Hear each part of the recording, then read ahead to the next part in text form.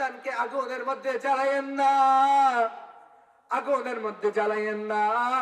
আমি আলকামাকে আজনার আল্লাহ সাক্ষী থাকুক, আপনি রাসূল সাক্ষী থাকেন, আমি আলকামাকে মাফ করে দিলাম।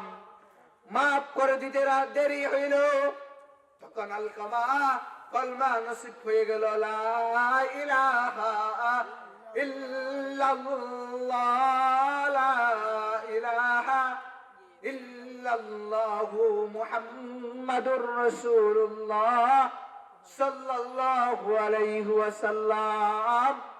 তখন আলকামা কলমা নসিব হয়ে গেল। কলমা নসিব হওয়ার পরে তাকে কাফন দাফন শুরু হয়ে গেল। ও মুসলমান ভাইয়েরা আমার, মায়ের সাথে বাবার সাথে যদি বিয়াদবি করো, আল্লাহর কসম করে বলতেছি কলমা নসিব হবে না। আপনাদেরকে আমি কবর আযাবের একটা ঘটনা শোনাই। দেওবন্দের একটা কিতাবের মধ্যে লিখছেন, আব্দুর রউফ সাকরাওয়ী সাহেব রাহমাতুল্লাহ আলাইহির কিতাবের মধ্যে একটা ঘটনা লিখলেন, কবর আযাবের ঘটনা। এক ব্যক্তি ছিলেন কৃষক মানুষ, তিনি ফজরের নামাজ পড়ে চলে যেতেন ক্ষেত খামারের কাজ করতেন। তিনি ক্ষেত খামারের কাজ করার পরে তখন তার যখন নামাজের যখন দুপুরের যখন নামাজের যখন টাইম হয়ে গেল, তখন ওই ব্যক্তিকে যখন নামাজের যখন টাইম হয়ে গেল, ওই ব্যক্তিটা মসজিদ দূরে সেজন্য একটা কবরস্থানের মধ্যে একটা কাপড় বিছাইয়া তিনি নামাজের মধ্যে দাঁড়িয়ে গেলেন। নামাজ পড়তেছেন, নামাজ পড়তেছেন। এক রাকাত যখন হয়ে গেল, তখন তিনি যখন সাজদার যখন গেল, কবর থেকে আওয়াজ আসতেছে, মাই জিন্দা হু আর বাহার সে নিকলো, আমি জীবিত, আমাকে তোমরা এই কবর থেকে তোমরা বাহির করো। তখন ওই ব্যক্তিটা এক রাকাত, দুই রাকাত, তিন রাকাত, চার রাকাত নামাজ পড়ার পরে ওই ব্যক্তিটা যখন নামাজ শেষ হইল, মনে করতেছেন তার কিদার কারণে এই কম্পনটা শুরু হয়ে গেল। তখন তার কম্পন শুরু হওয়ার পরে তখন কবরের মধ্যে তার কানটা যখন বসাই দিল, তখন ওই কবর থেকে আওয়াজ আসতেছে, মাই জিন্দা হো আর বাহার সে নিকলো। ওই ব্যক্তিটা তখন তার মহল্লাবাসীদেরকে নিয়ে বসলো, ও মহল্লাবাসী, আমি কবরস্থানের মধ্যে যখন নামাজ পড়তে যখন দাঁড়াইলাম, আমি যখন সাজদার মধ্যে যখন গেলাম, তখন কবর থেকে আওয়াজ আসতেছে, মাই জিন্দা হো আর বাহার সে নিকলো, আমি কবরের ভিতরে জীবিত, তোমরা আমাকে কবর থেকে বাহির করো। তখন ওই মহল্লার যুবকরা তখন সবাই মিলে তখন কবর তার কথা বিশ্বাস করতে পারতেছে না। তখন কবরস্থানের মধ্যে গিয়ে দেখেন তার কথা সত্য, কবর থেকে আওয়াজ আসতেছে, কবর থেকে আওয়াজ আসতেছে, মাই জিন্দা হো আর বাহার সে নিকলো, আমি এই কবরের ভিতরে জীবিত, তোমরা আমাকে কবর থেকে তোমরা বাহির করো। তখন ওই মহিলাটাকে কবর থেকে বাহির করার জন্য সবাই হুজুর থেকে অনুমতি নিবেন। হুজুরের কাছে গেলেন। হুজুরের কাছে যাওয়ার পরে তখন জিজ্ঞাসা করতেছেন, হুজুর, একটা কবর থেকে তো আওয়াজ আসতেছে, ওই মহিলাটা নাকি কবরের মধ্যে জীবিত, কবর খোদন করার কি কোনো কি অনুমতি আসেনি? তখন হুজুর উত্তর দিলেন, ঘটনা যদি সত্য হয়ে থাকে অবশ্যই কবর থেকে তোমরা বাহির করতে পারো। তখন সবাই মিলে কবরটা খোদন করার জন্য গেল।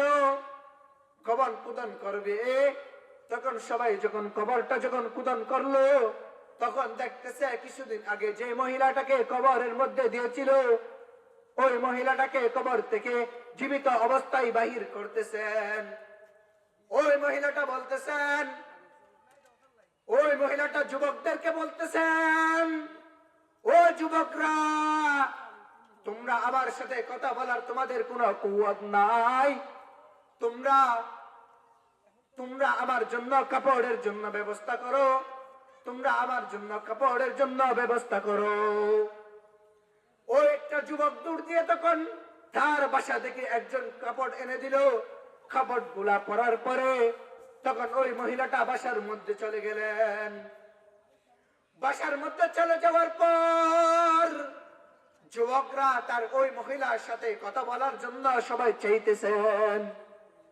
ওই মহিলাটা বলেন, ও যুবকরা, তোমাদের কোন এমন কোন দিন নাই আমার সাথে কথা বলার জন্য? তোমরা আমার সাথে কথা বলার জন্য চাইও না। যুবকরা তখন চাইতেছেন, ও মহিলা বোন, তোমরা আমার সাথে, তোমার সাথে আমরা কথা বলতে চাই। তখন যুবকরা ওই মহিলার সাথে কথা বলতে চান। ওই মহিলাটা যখন দরজা যখন খুলে এলো তখন বলতেছেন, ও যুবকরা, তোমরা আমার সাথে যদি কথা বলতে চাও তোমার মনকে তোমরা শক্ত করো। ওই মহিলাটা কাপড়টা মাথা দেখে যখন চড়াইলো তখন দেখতে পেল তার মাথার মধ্যে একটা চুল নাই। তখন যুবকরা জিজ্ঞাসা করতেছেন, ও যুবকরা, ও যুবকরা, তোমরা কি চাও? যুবকরা মহিলা থেকে জিজ্ঞাসা করতেছেন, ও বোন, তোমার মাথার কত সুন্দর চুল ছিল, চুলগুলা কোথায় গেল? তখন বোনটা জবাব দিচ্ছেন, ও যুবকরা, আমি দুনিয়ার মধ্যে মানুষদেরকে চুলগুলা এড়ে দিয়ে তখন মানুষদেরকে আমি দেখাইতাম, সেজন্য কবরের মধ্যে দেওয়ার সাথে সাথে আমার চুলগুলা একটা একটা করে সব চুল তুলে নিল। তখন ওই মহিলাটা ওই চুলগুলা দেখার পরে তার মুখ থেকে কাপড়টা যখন চড়াইলো তখন বলতেছেন, ও বোন, তোমার মুখের মধ্যে একটা গোস্ত কেন নাই? তোমার দাঁতগুলা কোথায় গেল? তখন ওই মহিলাটা বলতেছেন, আমি যখন জীবিত ছিলাম, আমি যখন জীবিত ছিলাম, আমি যখন সুন্দরী ছিলাম, মানুষদেরকে লিপস্টিক দিয়ে মানুষদেরকে দেখাইতাম। কবরের মধ্যে যখন দিল তখন আযাবের ফেরেশতারা এমন ভাবে টুট দিয়ে আঘাত করতো, টুটের কারণে আমার সব গোশতগুলা খেয়ে ফেললো। আপনারা বলতে পারেন, হুজুর, এটা তো কোন হাদিসের মধ্যে, কিতাবের মধ্যে নাই। আমি আপনাদেরকে বলতে চাই, বাংলাদেশ স্বাধীন হয়েছে কোন কিতাবের মধ্যে আছেন, কোন হাদিসের মধ্যে আছেন? কোন হাদিসের মধ্যে আছে আপনাদেরকে জানতে চাই। মুক্তিযুদ্ধরা এখনো বেঁচে আছেন, বাংলাদেশ স্বাধীন হয়েছেন 100%, এটা হলো সত্যি। ও মুসলমান ভাইরা আমার, এটা আপনি বলতে পারেন এটা আব্দুর রউফ সাকরুল সাহেব রহমাতুল্লাহ আলাইহির কিতাবের মধ্যে লিখেন। আমি আপনাদেরকে একটা আল্লাহর রাসূলের মিসাল দিই। আল্লাহর রাসূল যখন মেরাজে যখন গেলেন তখন 6 প্রকারের মহিলাদেরকে জাহান্নামের আগুনের মধ্যে ফ্রাই করতেছেন। তখন দেখলেন আল্লাহর রাসূল মেরাজ থেকে যখন আসলেন তখন বাসার মধ্যে অবস্থান করতেছেন। রাসূলের কন্যা ফাতেমা রাদিয়াল্লাহু তাআলা, তিনি আলী রাদিয়াল্লাহু তাআলা আনহুকে নিয়ে রাসূলুল্লাহ সাল্লাল্লাহু আলাইহি ওয়াসাল্লামের সাথে দেখা করতে গেলেন। তখন রাসূলের সাথে দেখা করবেন, তখন বলতেছেন, ইয়া রাসূলুল্লাহ, আপনার সাথে আমি দেখা করতে চাই। আপনার মেয়ের স্বামী আলীও আসছেন। আলীকে বাসার পিছনে লাগিয়া ফাতেমা রাদিয়াল্লাহু তাআলা আনহু বাসার মধ্যে ঢুকলেন। তখন রাসূলুল্লাহ সাল্লাল্লাহু আলাইহি ওয়াসাল্লাম এমন ভাবে কান্নাকাটি করতেছেন। তখন ফাতেমা জিজ্ঞাসা করতেছেন, ইয়া রাসূলুল্লাহ, ও আব্বাজান, আপনার কি হয়েছে? আপনি কেন এমন ভাবে কান্নাকাটি করতেছেন? মনে হয় আপনার আম্মাজান মারা গেছে, সেজন্য আপনি এরকম করে কান্নাকাটি করতেছেন। না না ফাতেমা, আমার আম্মাজান মারা যায়নি, সেজন্য আমি এত কান্নাকাটি করতেছি না। তাইলে আমি ফাতেমার জন্য কান্নাকাটি করতেছেন নাকি আমার আম্মাজানের জন্য কান্নাকাটি করতেছেন নাকি আপনার আব্বাজানের জন্য কান্নাকাটি করতেছেন? আল্লাহ রাসূল জবাব দিচ্ছেন, ও ফাতেমা, আমি কারোর জন্য কান্নাকাটি করতেছি না। আল্লাহ রাসূল যখন মেরাজে নিয়ে গেলেন, জান্নাত আর জাহান্নাম যখন সায়ের করলো, তখন আমি দেখতে পেলাম কিছু মহিলাদেরকে জাহান্নামের আগুনের মধ্যে পুড়াই করতেছেন। আমি আপনাদেরকে 6 প্রকারের মহিলা থেকে 2 প্রকারের মহিলা 2 মিনিটের মধ্যে শেষ করতেছি। 1 নম্বর মহিলাদেরকে আগুনের মধ্যে প্রায় করতেছেন যে মহিলাগুলা চুলকে উপরের দিয়ে, যে মহিলাগুলা অপর পুরুষদেরকে দেখাইলো, তাদেরকে জাহান্নামের মধ্যে প্রায় করতেছেন। 2 নম্বর, যে মহিলাদেরকে তার লজ্জাস্থানের মধ্যে বরকি ঢুকাইয়া প্রায় করতেছেন, যে মহিলা নিজের স্বামীর সাথে নিজের মিলাহ মিশা না করে অপরজন ব্যক্তির সাথে যে ব্যক্তি মিলাহ মিশা করত, 2 প্রকারের মহিলাদেরকে জাহান্নামের মধ্যে প্রায় করতেছেন। ও মা বোনরা, ও যুবক যুবতীরা, আপনাদের পায়ে হাত দিয়ে বলি, আপনি গুনাহ ছেড়ে দেন, মুত্তাকিওয়ালা হয়ে যান। ও মুসলমান ভাইয়ের আমার, আপনাদের পায়ে আমি হাত দিয়ে বলবো, থাকতে পারে নাই যার জন্য সমুদ্র সৈকত, আসমান জমিন, যার জন্য সমস্ত কিছু বানিয়েছেন, তিনি তো থাকতে পারেন নাই আমাদের নবী, বিশ্ব নবী মুহাম্মদুর রাসূলুল্লাহ সাল্লাল্লাহু আলাইহি ওয়াসাল্লাম। ভাই, আসার সিরিয়াল আছে, যাওয়ার সিরিয়াল নাই। আমার আব্বার 1 বোন বড়, 1 ভাই বড়, তাকে রেখে সর্বপ্রথম আমার পরিবার থেকে আমার আব্বা আমাদের থেকে বিদায় নিয়ে গেল। ও মুসলমান ভাইয়ের আমার, যাওয়ার কোন সিরিয়াল নাই। মৃত্যুর জন্য আপনারা প্রস্তুত হয়ে যান।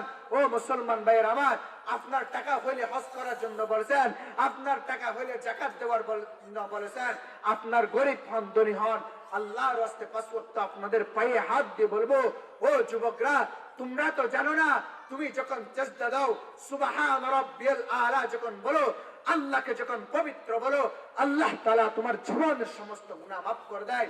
ও মুসলমান ভাইয়ের আমার, সর্বশেষ আপনাদেরকে একটা মেসেজ দিয়ে যাচ্ছি, আল্লাহর রাস্তায় আপনারা 5 ওয়াক্ত নামাজ পড়বেন। ও মুরব্বীরা, আপনাদেরকে আমি বলতে চাই, আল্লাহর রাস্তায় দাড়িগুলা রাখবেন। কেননা ভাই, যে ব্যক্তি দাড়ি ছাড়ে, দাড়ি কাটে, তার জন্য গজবের ফেরেশতারা তার জন্য বদদুয়া করে। আল্লাহ নিজে বদদুয়া করেন, সাহাবায়ে কেরামরা বদদুয়া করে গেছেন, আল্লাহর রাসূল নিজে বদদুয়া করে গেছেন। ও মুসলমান ভাইরা, আল্লাহর রাস্তে দাড়িগুলা ছাড়বেন না, হক অনুযায়ী চলবেন, 5 ওয়াক্ত নামাজ পড়বেন। ইসকন নামের কুত্তারা আমাদেরকে কি অবস্থা দেখছেন। আমি আসার সময় একটা মেসেজ পেলাম, ঢাকার মধ্যে, উত্তরবঙ্গের মধ্যে, নাউজুবিল্লাহ মিন যালিক। ভাই, আমার অনেক কষ্ট হচ্ছে, 200 পরিবার, মুসলমানদের পরিবারকে খ্রিস্টান বানাইলো আজকে। 200 মুসলমানদেরকে, 200 পরিবারকে ইহুদি খ্রিস্টানরা মুসলমানদের এভাবে চক্রান্ত করতেছে, মুসলমানদের ঈমান গুলা কিভাবে নষ্ট করবে।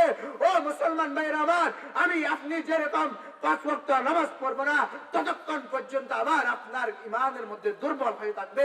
ও মুসলমান ভাইরা আমার, ইসলাম নামের কুত্তারা আমাদের উপর, ভারতের মোদী সহ আমাদের উপর যেভাবে অত্যাচার করতেছেন, আল্লাহর ওয়াস্তে 5 ওয়াক্ত নামাজ পড়েন।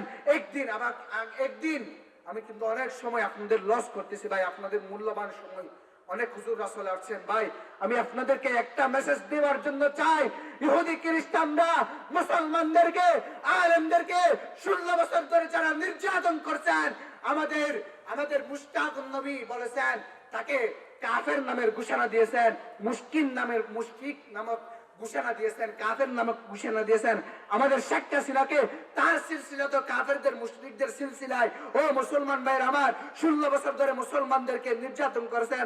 আল্লামা মামুনুল হকের সাথে গত মাসের মধ্যে নারায়ণগঞ্জের সাথে আমার সাথে মাহফিল হয়েছেন।